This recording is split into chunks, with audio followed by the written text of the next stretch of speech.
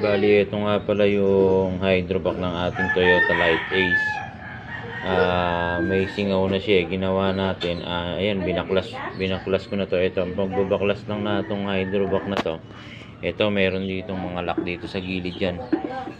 Ito, ibabalik nyo lang yung mga nakalupi na to.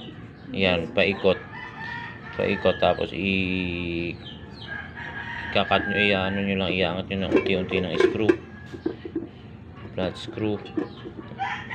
Tapos ito, maiangat nyo na to, iangat nyo na yan. At tapos ito yung sa rubber nya, sa tingin ko dito lang nanggagaling yung singaw nung hydrovac. Kaya ang gagawin natin dito sa may rubber na to, ikakapalan na lang natin to siya. Kakapalan natin sa gilid, tapos ilulupi natin ganon. Yan, ilulupi natin para nun wala nang magiging singaw pagka dito may lock naman dito sa gilid to. Wala nang magiging singaw, hindi na hihigop ng maraming hangin yung makina. Kasi dito lang nanggagaling sigurado yung hangin na napupunta sa makina, kaya namamatay yung makina kapag inaapakan yung preno, yung brake. Ayan, ganyan, no. Iaayos na natin na ganyan. Meron na siyang palaman sa loob na rubber. Pagka ibinalik natin to dito, ganito, yan, ibabalik natin ganun yan.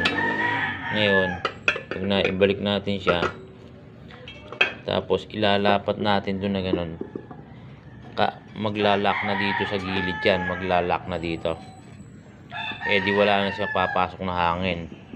Kesa bumili tayo ng bago, napakamahal ng bago na to, nasa 1,600 to 2,000 yata dito.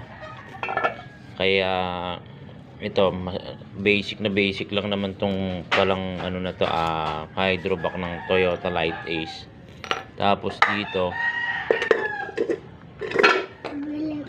ito, ayan, ito pwede din siguro papalitan din natin to kung talagang maluwag na.